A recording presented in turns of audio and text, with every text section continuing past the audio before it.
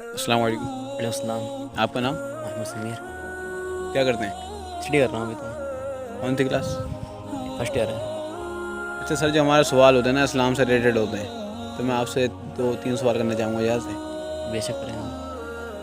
اچھا یہ بتائیے کہ وہ کون سے نبی ہیں جن کے آسام آنے سے دریا کے درمیان راستہ بنا؟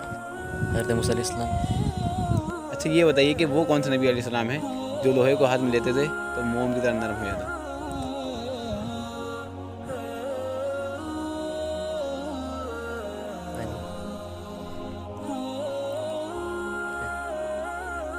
اچھا یہ بتائیے کہ نماز عشاء میں کتنی رکعت ہے؟ 17.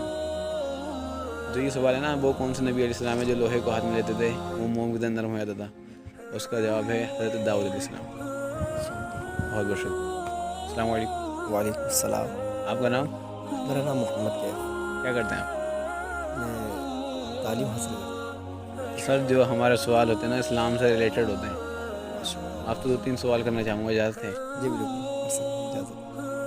اچھا سر یہ بتائیے کہ وہ کون سے نبی ہیں جو لوہے کو ہاتھ میں لیتے تھے جو موم کی طرح نرم ہو جاتا تھا؟ وہ حضرت داؤد علیہ السلام. وہ کون سے نبی ہیں جن کے آسام آنے سے دریا کے درمیان راستہ بنا؟ حضرت موسیٰ علیہ السلام. اچھا یہ بتائیے عشاء کی نماز میں کتنی رکعت ہے؟ عشاء کی نماز میں کل رکعتیں 17. ماشاء اللہ بہت